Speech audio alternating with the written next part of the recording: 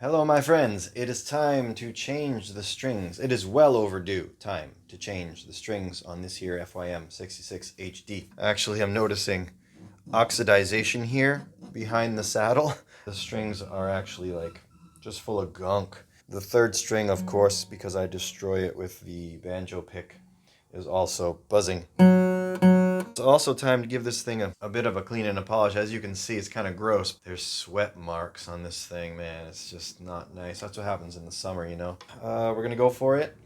And what we're going to do, I got some D'Addario XS's to try, so quite excited about that. What's on here is the D'Addario Phosphor Bronze Standard EJ16s. And these are light Phosphor Bronze XS, so they're coated. And we're going to give them a try. So let's get these strings off, see what we can do. I'm primarily changing these strings because I have a couple gigs coming up this weekend. Really excited about. It's been a while. I took August off from gigging and was doing some travel as well, so that worked out just fine for me, but it's time to get back at it. And I'm glad to have a couple of venues that want me there monthly, which is great. Gigging is just, honestly, it's the best training ground. No matter how much you play at home, you just can't get as hot as you do when you're out there gigging it up. And that's kind of addicting, you know, to feel like you're on top of the game. And yeah, I just can't get it there when just playing at home, no matter how much I practice, how much I play. And it's considerable how much I practice and play. So gigging is the great training ground, that's for sure. And many artists will say, you know, touring is the great sharpening tool for whatever songs you're working on.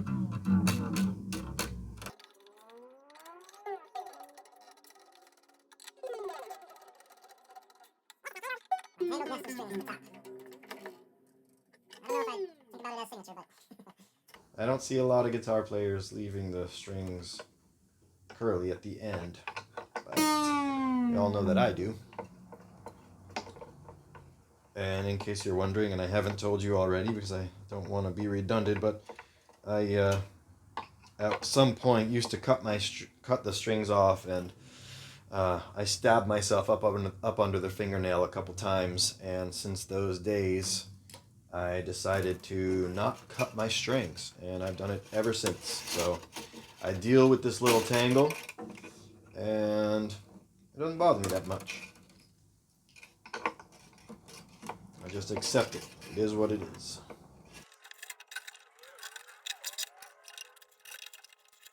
You can see I'm kind of wrestling with these because I don't turn the tuners all the way to unwind the string all the way. I wait until it's just free enough for me to pull the string over the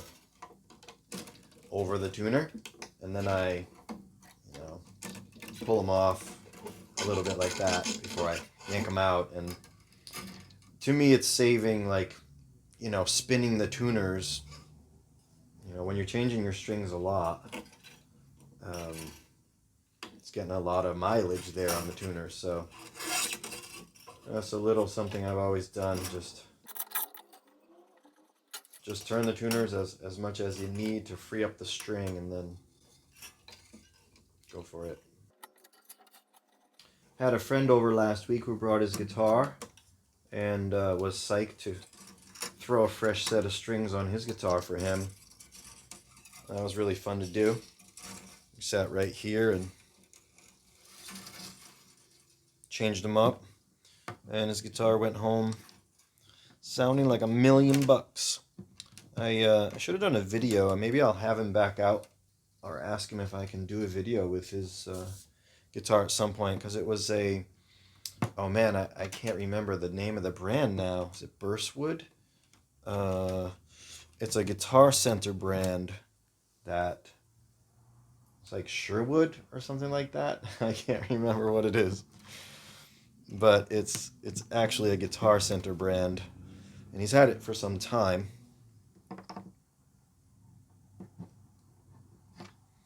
As you can see, I was actually able. It's a little painful, but I was actually able to pull most of the pegs up with my fingers. I noticed that this finish is soft. I put a tiny little depression. One of the times I was changing my strings with this string winder, so I just want to be very gentle. The one that I did grab with the string winder, I put my finger underneath it and leveraged it with my finger. That's now become basically my standard operating procedure, almost with all the other guitars too, unless they're aged well. Man, look at these strings. That's like sweat. The chemical reaction of sweat. I don't know if that's showing up, but you see the difference in the color of the string here? What a difference. That's from my palm. Wow. Wow. That's a lot of oxidization. It's been a few months. I have gotten a lot of mileage out of these strings. I had a couple of gigs where I thought I need to change the strings, but I just wasn't up for it at the time for various reasons. But so these are really dead. And they will go into the Bago strings, kind of a bucket of Bago strings that I have collecting. One of these days I'll turn them in. All right, so we're going to give this a wipe down. What I have here is this from StewMac, Clean and Shine color tone. This is all I have for polish and cleaning, and I'm happy about it so far. I have a rag, a Guitar Center guitar polish rag here that I keep for this job.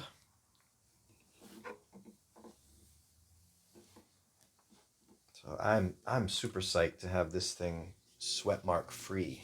That's for sure.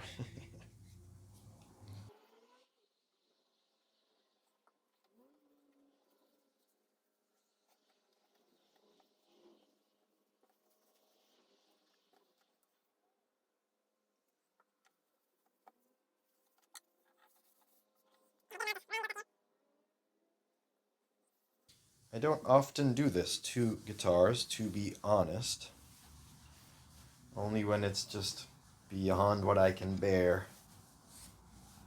Just too much, because I do, as you can see, I do sweat when I gig. If I'm not gigging, I pretty much don't cause guitars this much grime. Well, this stuff's working well. It's doing its job.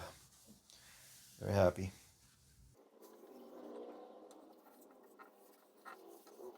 I'm not sure I had shown this before, but I had installed this button. I pulled this. This was the end pin of this guitar when I installed the K&K Mini. I brought the end pin and I used it as the upper pin, which I like because it's got that golden matching the hardware and the golden color. I'm not a big fan of golden hardware, honestly. I prefer silver. This guitar being quite the exception. I pretty much would take whatever this thing. If it had purple tuners, I would enjoy purple tuners. Doesn't matter to me in that way. I didn't match the um, I didn't match the bottom pin. This is silver, so I wonder if some point I can grab a gold pin, not a pin, but just that outer cover, match it up with gold. That'd be pretty cool. But presently it's silver, and on a daily basis just lives with a strap attached to it anyway, so it's hidden back there. So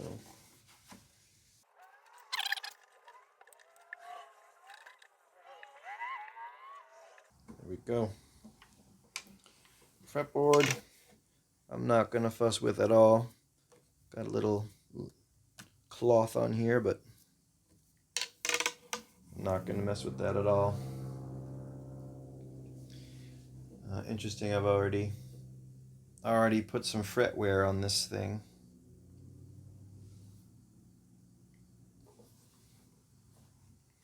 Is what it is. It's not a wall hanger, that's for sure. Excellent.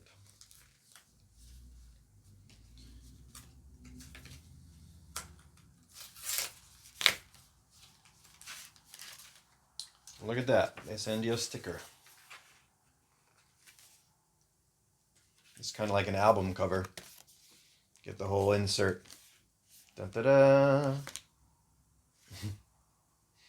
There you go. Player circle. Recycle your strings.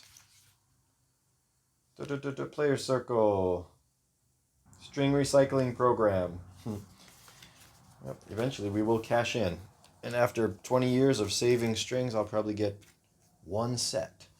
There's a sticker that they included.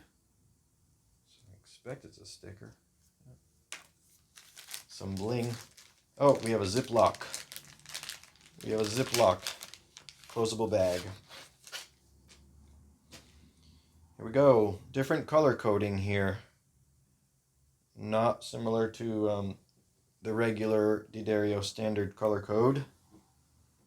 So that's different for me. We have, it's just a pattern, black, silver, brass. Black, silver, brass. These are bright. These look very bright.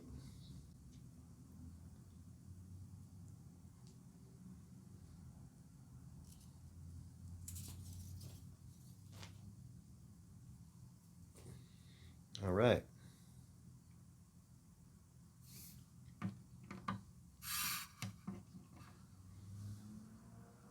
I love these pins. They're no slot, just round with this mother of pearl dot. Just sweet, sweet shape. Quite nice.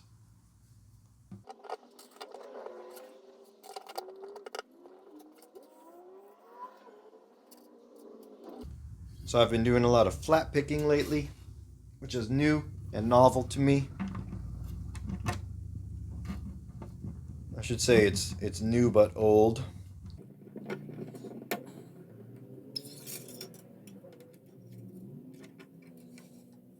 And it's quite enlivening actually to flat pick after all this time.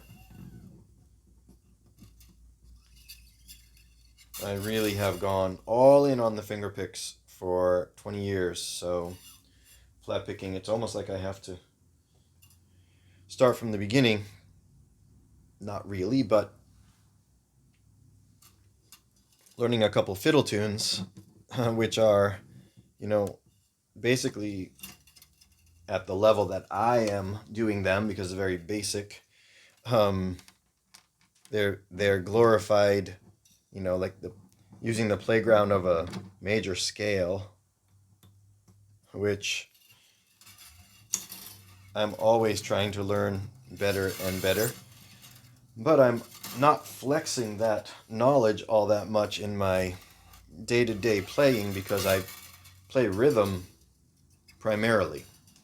And even though it's fingerstyle, it's a little more fancy. I'm basically a rhythm player. Whereas when I was younger, I used to dabble more in playing leads. Holding down the music for playing gigs, etc., and writing songs. I'm primarily just deepening my sense of rhythm each time I play. And I don't do lead stuff very often. So that's been really fun. It's been challenging to learn fiddle tunes, even in my basic, very, very rudimentary basic expression of them. So I'll explain what I got going on here as I keep a little tension. Sorry for the mess in front here, but the string that I'm grabbing, I have pegged to the fingerboard, and my pinky's pulling it up. I'm just keeping some tension so that when I wind the string up, it's winding tightly.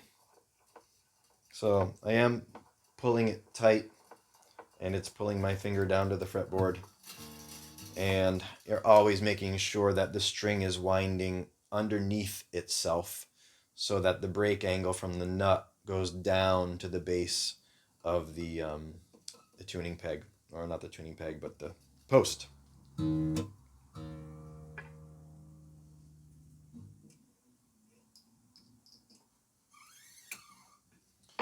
I often leave these the posts so that the hole points basically north-south with the neck, and I run the string from the inside of the peg head through that hole pointing at me, and I pull it through to get that first half wound, and you get a sense of how many times you're going to want to wind around. The larger strings only give you two, you only want 2 or 3 because you don't want it to pile up on there.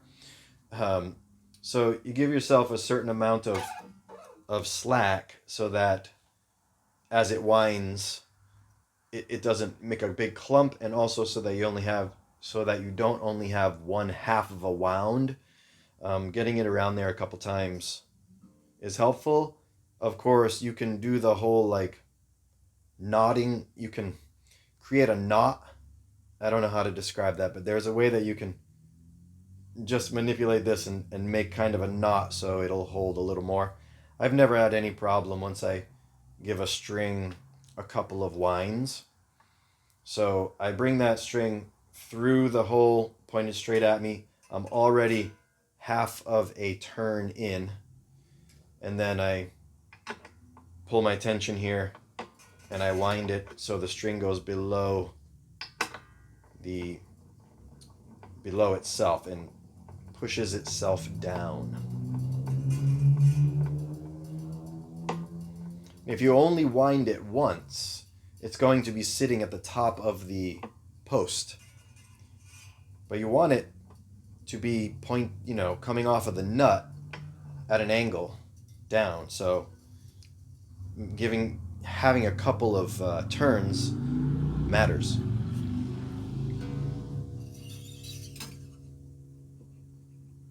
So I line that hole, come from the inside through the hole, if I can. Get approximate amount of slack that I think I want. Crank it down.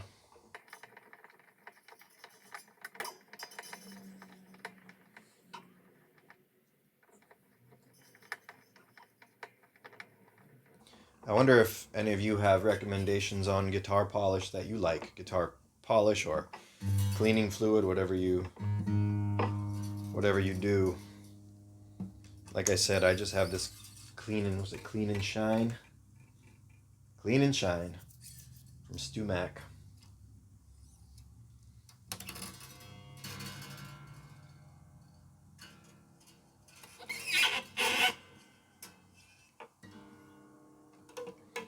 This is where you get a little twisted up. I grab the string with my left hand now.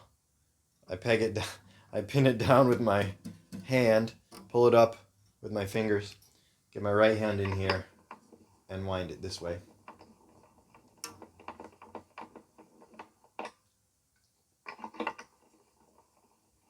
Kind of being string change nerdy right now, so I hope you're down for that.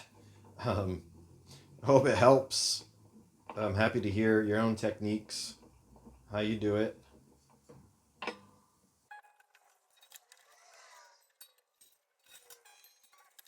You know, this summer we lost Robbie Robertson. I've been meaning to pick up a Robbie Robertson song or two. So here I'm just coiling up my strings like I do. I don't expect anyone to do this. It's more management, but it's a thing I do. Sometimes you can get some faint noises from them as well, so sometimes I have to track down a buzz coming from these extra strings. But again, doesn't bother me that much. Doesn't happen all that often, but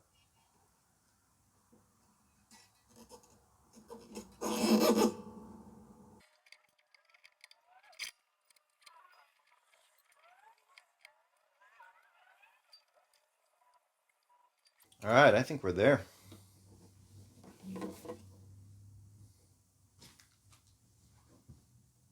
All right, these XS's with their fancy Ziploc, their sticker,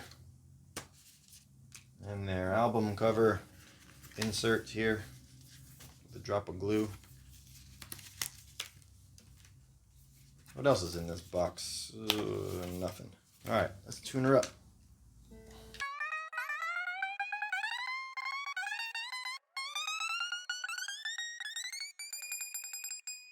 I'm tuning to a half step down, as I often do.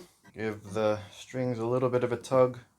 Gotta be careful on these first two strings, tugging them.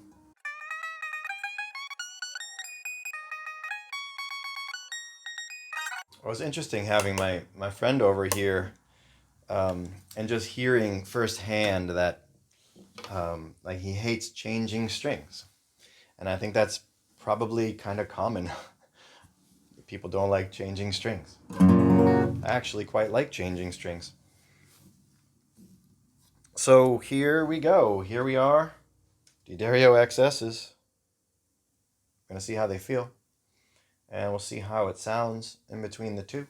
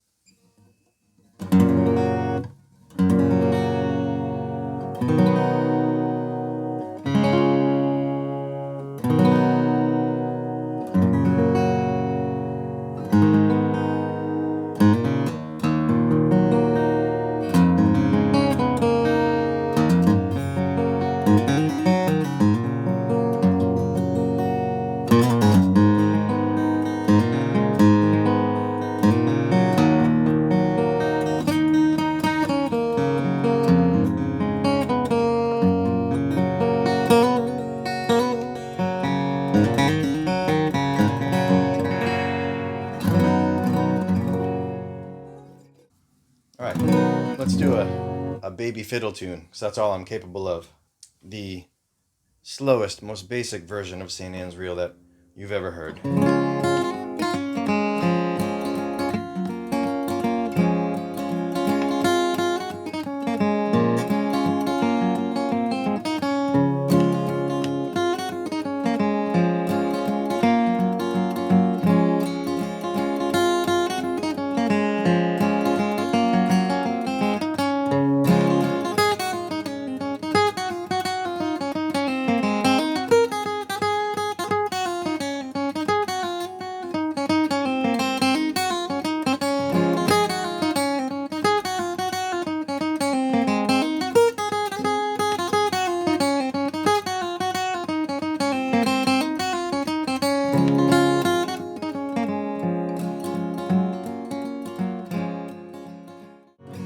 I'm glad that they sound like actual normal strings as opposed to a little bubblier that sometimes coated strings can sound a little bubbly. So I'm curious how long these will last.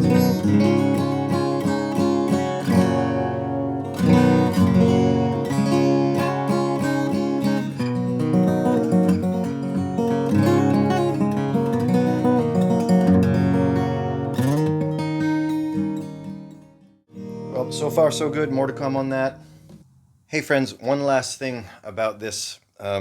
As I have not published this video yet, I have been warming up for a gig. I've put about 3 or 4 hours in on these strings already. Maybe, yeah, probably about that. And my third string already has a buzz and a high pitch, uncomfortable noise. So I think the XS deteriorated underneath my banjo picks really quickly. So I'm kind of bummed. I'm about to put on a third string from a regular old set of D'Addario just for the gig, and kind of a bummer because these strings are really nice. They're a great tone.